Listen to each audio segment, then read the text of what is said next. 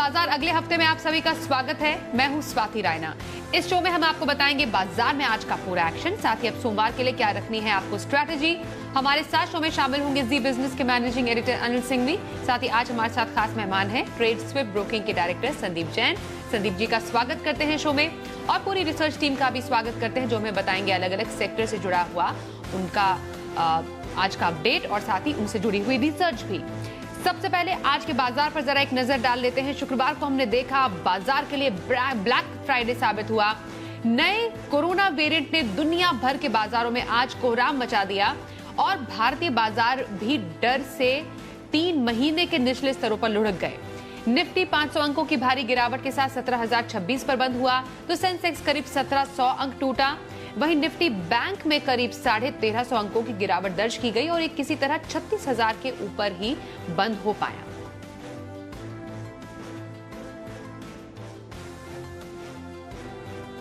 और आइए editors take में अनिल जी समझते हैं बाजार में आई इस बड़ी गिरावट के क्या है मायने।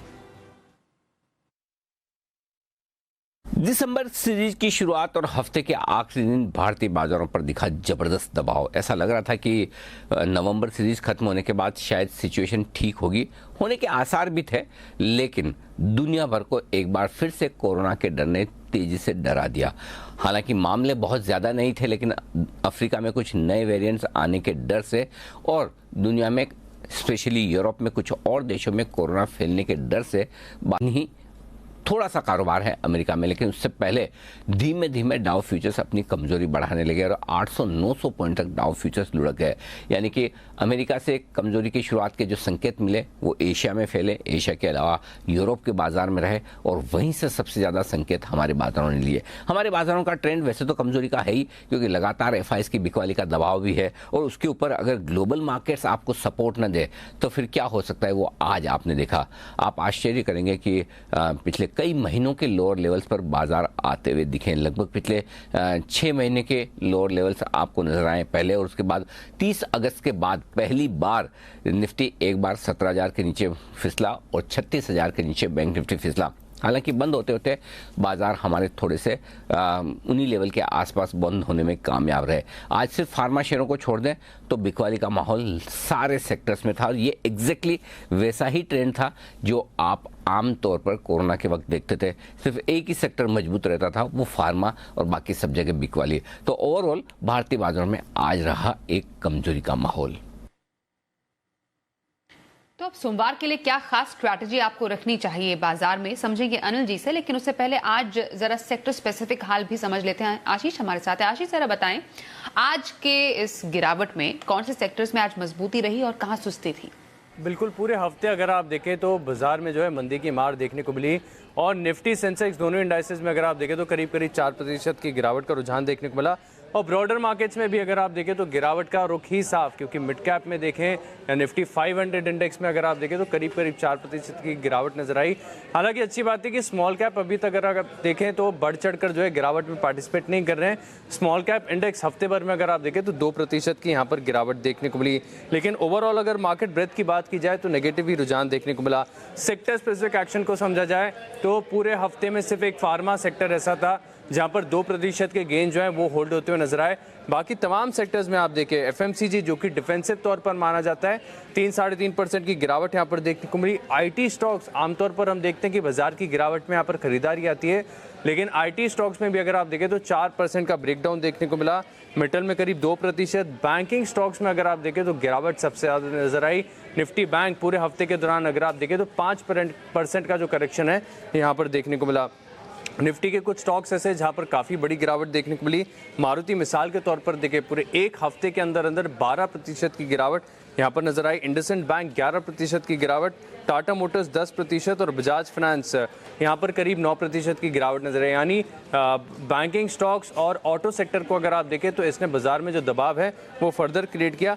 हालांकि कुछ स्टॉक ऐसे भी थे जो हफ्ते के दौरान चढ़ते हुए नजर आए। मिसाल के तौर पर अगर आप देखें तो सिप्ला, हालांकि ये जो बड़ा मूव है करीब 8% की तेजी हफ्ते के दौरान जो आई है, इसमें शुक्रवार के सत्र में जो बड़ा मूव आया इसका एक योगदान देखने को मिला। पावर ग्रिड करीब 5% का मूव। एयरटेल टैरिफ हाई की खबरों के बाद 3-3.5% की तेजी हफ्ते के दौरान देखने को मिली। और डिविस लैब क्योंकि फार्मा सेक्टर से जुड़ा हुआ है 3-3.5% की तेजी यहाँ पर भी देखने को मिली। ब्रॉडर मार्केट्स में भी अगर आप देखें तो काफ़ी सारे स्टॉक्स ऐसे थे जहाँ पर मोर देन एवरेज वॉल्यूम्स के साथ पूरे हफ्ते खरीदारी देखने को मिली। एजिस लॉजिस्टिक्स लंबे डाउन ट्रेंड के बाद ये स्टॉक बाहर निकला, 16% का उछाल यहाँ पर रहा। ट्राइडेंट 27% की तेजी एक हफ्ते के दौरान देखने को मिली।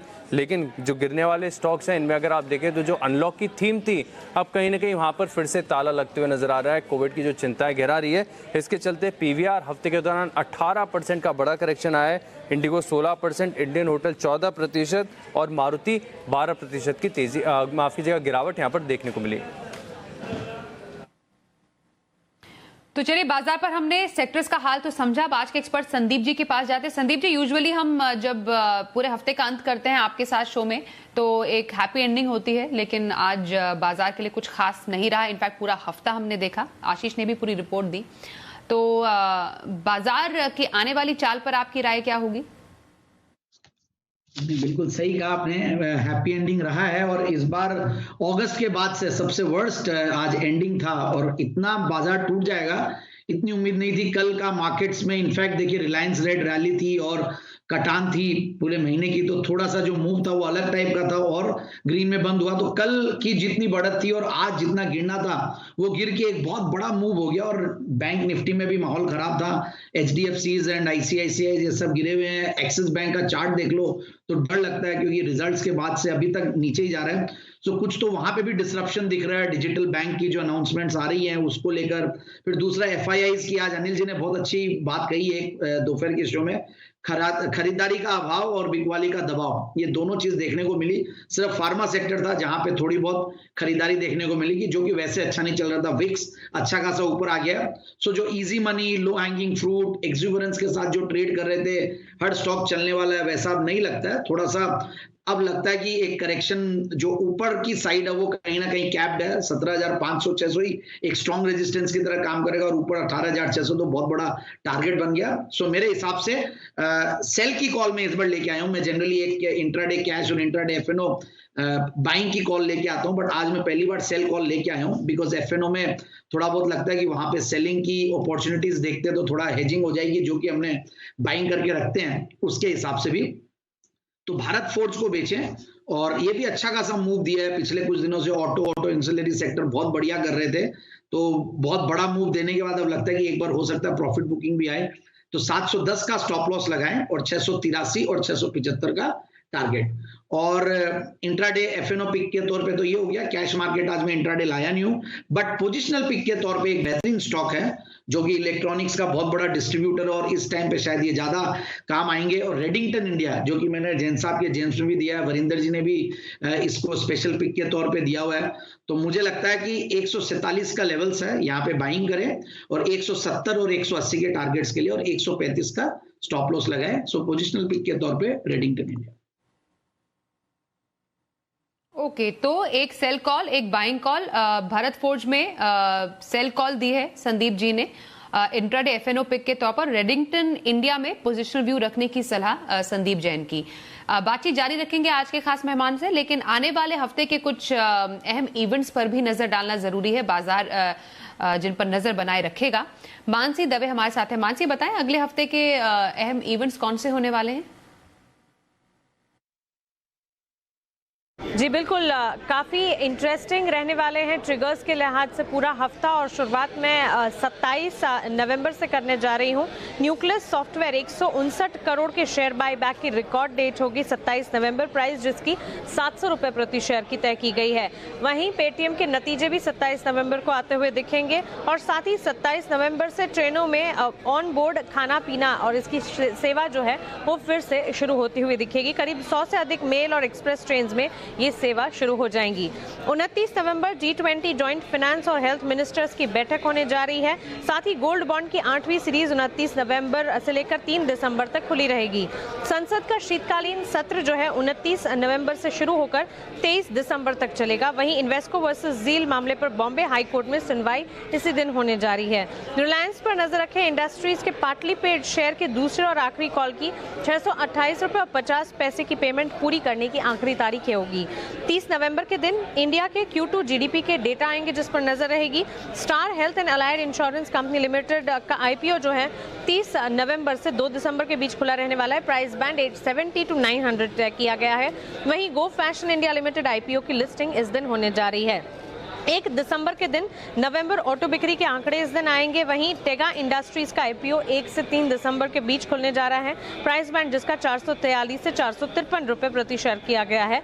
IPO से कंपनी को करीब 620 करोड़ जुटाने की योजना है। MSCI में बदलाव 1 दिसंबर से लागू होते हुए दिखेंगे। वहीं सऊदी अरेबिया, भारत सहित 6 देशों में एंट्री बैन जो है उसे हटाने जा रही है 1 दिसंबर से, इस पर भी नजर रहेगी। 2 दिसंबर के दिन star health and allied insurance company limited का IPO जो है वो बंद हो जाएगा और 3 दिसंबर को टेगा इंडस्ट्रीज का IPO बंद होने जा रहा है। तो शुक्रवार तक के ये तमाम इंपॉर्टेंट ट्रिगर्स। बिल्कुल मानसी, अगले हफ्ते के इवेंट्स तो आपने बता दिए, लेकिन एक रिपोर्ट ये भी आ रही है कि जो घर की साज सज्जा वाले जो शहर हैं, जैसे जो होम डेकोर हैं, वहां के शहरों में काफी ज्यादा तेजी है। मतलब लोग घर सजाने में अब काफी ज्यादा इंटरेस्ट दिखा रहे हैं।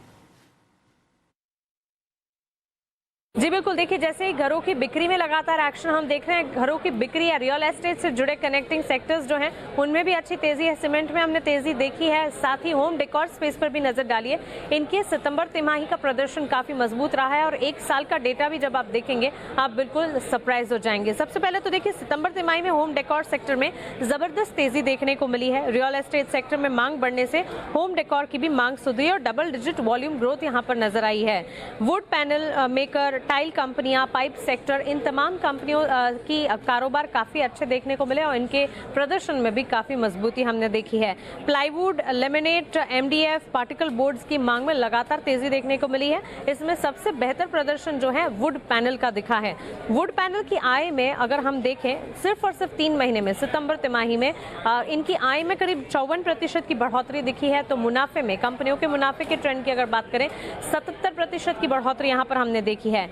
टाइल कंपनीज के परफॉर्मेंस की अगर बात करें, सितंबर तिमाही में इनकी आय 35% तक बढ़ती हुई दिखी और मुनाफा 38% तक बढ़ता दिखा है। साथ ही प्लास्टिक पाइप परफॉर्मेंस की अगर बात करें, प्लास्टिक पाइप की परफॉर्मेंस टाइल्स कंपनी और साथ ही वुड पैनल से कम है, लेकिन इनके मुकाबले कम है, लेकिन फिर भी यहाँ पर भी मजबूती है। इनकी आय में 24% की बढ़त और मुनाफे में करीब 27% की बढ़ोतरी देखने को मिली है।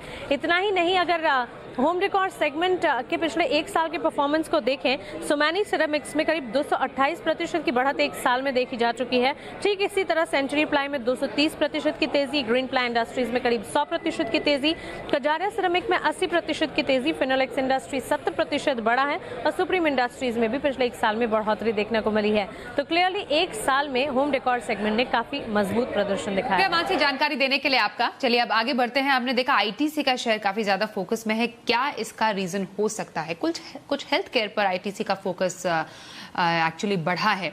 पूरी जानकारी ले लेते हैं वरुण से। बताइए वरुण।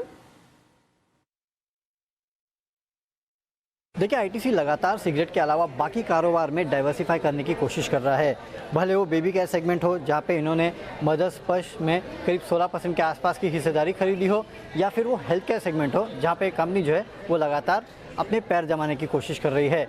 आपको याद होगा, इस कंपनी के लिए खबर आई थी कि कोविड-19 के लिए जो नेजल स्प्रे है उसके क्लिनिकल ट्रायल के लिए इस कंपनी ने कहीं ना कहीं शुरुआत कर दी है। तो ये एक बहुत बड़ा डेवलपमेंट था ओवरऑल हेल्थ केयर कारोबार के लिए। दरअसल ओवरऑल हेल्थ केयर कारोबार में इस कंपनी ने 2017 से ही अपने पैर जमाने शुरू कर दिए थे, जब मेमोरेंडम ऑफ एसोसिएशन में इस कंपनी ने हेल्थ केयर ये वर्ड जो है उसको जोड़ा था। इसके अलावा 2018 में अगर आप देखेंगे तो डॉक्टर अब्राहम को हेल्थ केयर कारोबार में चीफ एग्जीक्यूटिव इन्होंने नियुक्त किया था। और इसके पहले भी अगर आप देखेंगे तो इस कंपनी ने हेल्थ केयर स्पेस में एक अधिग्रहण किया था। जॉनसन एंड जॉनसन से आपको याद होगा 2015 में सेवलॉन, ये वो ब्रांड है जिसको इन्होंने खरीदा था। और कोविड के समय इस ब्रांड में, यानी कि सेवलॉन के ब्रांड में काफ़ी हद तक इन्होंने काफ़ी सारे नए लॉन्चेस भी किए थे। खासकर सैनिटाइजर स्पेस में अगर आप देखेंगे तो इन्होंने लॉन्चेस किए थे। 2020 में इस कंपनी ने निकोटिन और उसके जो प्रोडक्ट्स है उसको एक्सपोर्ट करने के लिए एक सब्सिडरी जो है उसका भी गठन किया था। और कंपनी लगातार R&D पे खर्च भी कर रही है। करीब 150 करोड़ के आसपास का खर्च जो है कंपनी हर साल R&D पे करती है, जिसमें एक बहुत बड़ा खर्च जो है वो हेल्थ केयर की तरफ भी जाता है। तो ये कंपनी जो है सिगरेट के अलावा बाकी डिविजन्स में लगातार एक्सपांड करने की कोशिश कर रही है, लगातार डाइवर्सिफाई करने की कोशिश कर रही है। और उसमें हेल्थ केयर एक बड़ा सेक्टर है जहाँ पे कंपनी जो है लगातार फोकस करते जा रही है। सोमवार के बाजार पर क्या बनाए स्ट्रैटेजी और बाजार के लिए अहम संकेत, समझते हैं अनिल जी से।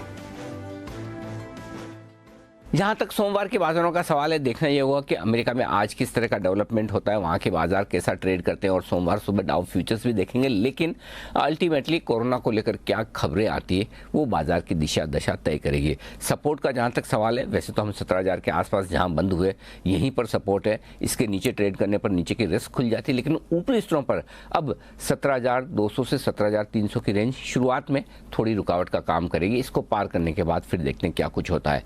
बैंक निफ्टी का जहां तक सवाल है, 36,000 के आसपास ही आखिरी सपोर्ट है, यहीं पर बंद हुए, इसके नीचे बड़ी रिस्क खुलती है। और ऊपरी स्तरों पर 36,650 36,850 की रेंज है, जहां पर जाकर बैंक निफ्टी दबाव महसूस करेगा ऊपरी स्तरों पर। तो ओवरऑल जिस तरह की तेज बिकवाली हुई है उसको देखते हुए संकेत आपको ग्लोबल मार्केट से लेने हैं, संकेत आपको कोरोना की खबरों से लेने हैं, और इन सबके बीच 2 दिनों के बाद जब हम शुरुआत करेंगे तो पूरी तरह से फोकस ग्लोबल मार्केट्स पर रहने वाला है। लेकिन एफआईज की बिकवाली का जो दबाव अब तक दिख रहा है उसके चलते एक बात साफ है, अगर अच्छी रिकवरी मिलती तो उस रिकवरी में ऊपरी स्तरों पर प्रॉफिट बुकिंग बिकवाली आएगी, और ऐसे में आपको हल्के रहने की कोशिश करनी चाहिए। चलिए, सोमवार के बाजार पर स्ट्रैटेजी समझी। अब सोमवार के लिए ऑप्शन स्ट्रैटेजी भी जानते हैं। हमारे साथ कोटक सिक्योरिटीज के श्रीकांत चौहान है। श्रीकांत जी, बहुत स्वागत है आपका शो में। कौन सी स्ट्रैटेजी बनाने की सलाह दे रहे हैं आज? स्ट्रैटेजी हमें लगता है कि जो मार्केट है वो बिल्कुल थोड़ा सा दबाव में रहेगा, लेकिन साथ ही साथ कोई अगर एक रिबाउंड भी अगर आता है मार्केट में तो उसे हम एज अ अपॉर्चुनिटी लेंगे to create some short position. अगर ऑप्शंस की बात करें स्पेसिफिकली तो हमें लगता है कि यहाँ पे एक तो जो हिंडाल्को है, कमोडिटीज है, वहाँ पे हमें लगता है कि थोड़ा सा एक मंदी का दौर रहेगा।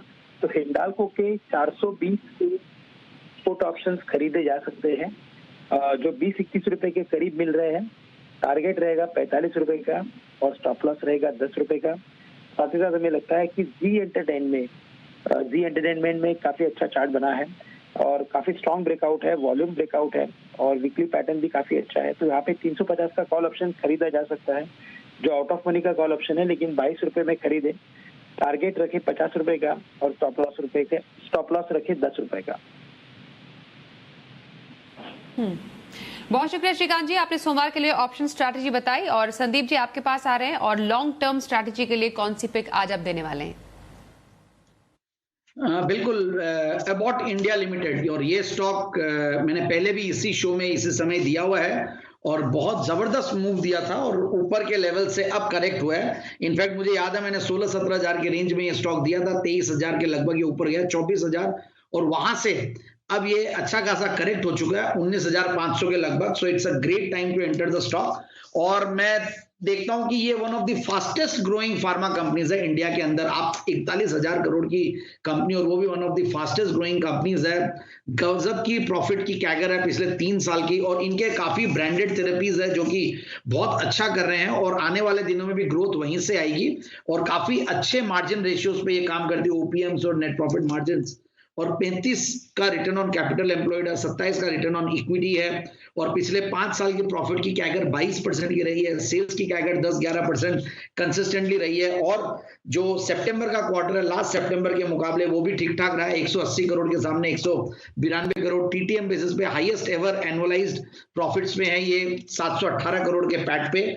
और मैं देख रहा था इसमें एफआईआईज ने भी और डीआईआईज ने थोड़ा बहुत अपना शेयरिंग बढ़ाई है, डीआईआईज ने बढ़ाई है रादर। सो ओवरऑल 75% प्रोमोटर्स की स्टेक और एफआईआईज डीआईआईज 7-8%। तो जहां पे भी मूव आती है, और देखिए फार्मा स्टॉक्स तो आज भी जबरदस्त माहौल बनाए हुए थे, और अभी भी आगे आने वाले दिनों में लगता है कि ये स्टॉक्स में ध्यान दे। तो ये सोने पे सुहागा है, एक तो फार्मा चल रहा है, दूसरा ये स्टॉक ऊपर से करेक्टेड है, बहुत ज्यादा आज भी नहीं चला, तो एक अच्छी अपॉर्चुनिटी है। डाउनसाइड रिस्क मुझे कोई बहुत ज्यादा लगती नहीं है, तो इस स्टॉक को खरीदें और आराम से करीब जो टारगेट्स है वो करीब 22,450 22,950। अबाउट इंडिया में लॉन्ग टर्म खरीदारी करने की सलाह संदीप जैन की। बहुत शुक्रिया संदीप जी, आप हमारे साथ आज के शो में शामिल हुए।